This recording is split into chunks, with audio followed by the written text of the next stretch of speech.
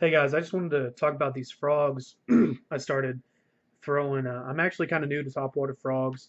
I got these first ones a little over a month ago. I started with this green H2O Express and the yellow Pad Crasher, and then about 2 weeks ago I got this smaller H2O Express frog. The H2Os, the green one was $4, and this smaller one was on sale for 3 when I grabbed it. And the Booyah was about 6, maybe 7. I got the H2Os from Academy and the Booyah from Gander Mountain. But just a quick rundown. I'm just mainly going to use this frog as because the smaller one's basically the same thing in almost every regard. But I really like this frog. It's kind of a pain to walk the frog, and I've had a lot of difficulty walking it. So I almost use this as a, or I do use this as a pseudo popper type of frog to make some noise. I've got some bites and caught some fish on it, and been really happy with it. One other thing is the plug is black on both of these.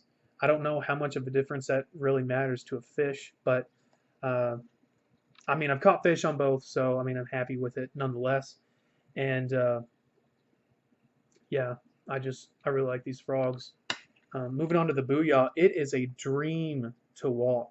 You can kind of see some of the contours they've given the body, and you can see those ridges.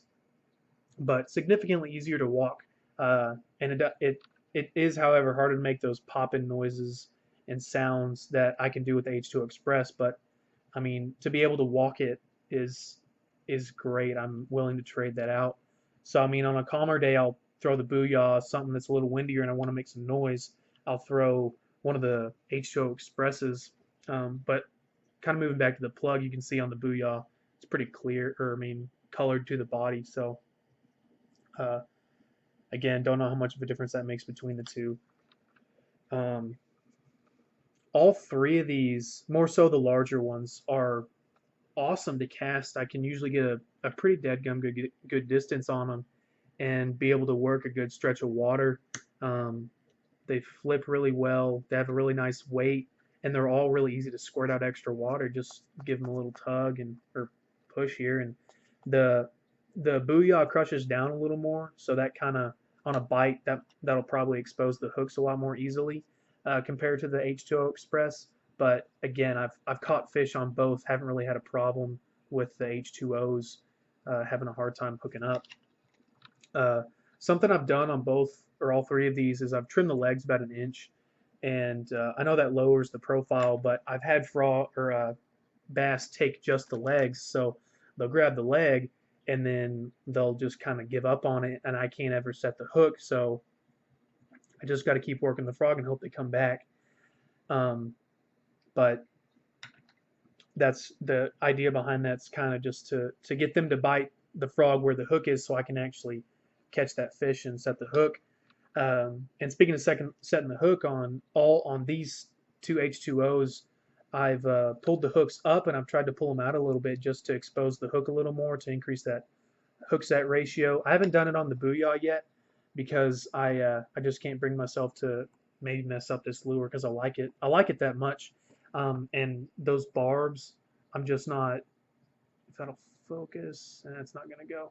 I just don't want to mess up those barbs. I'm not willing to take that risk yet. But I probably will here in the next couple of days, just because I feel like I need to do it to help catch more fish. um, so I'm throwing these all with a Powell 7.3 heavy power fast action with a loose speed spool 7.5 to 1 ratio reel. Been really happy with both rod and reel, and I'm throwing them usually on this fluorocarbon, and I've seen videos where people say don't throw frogs on fluorocarbon, and I haven't really had much of a problem.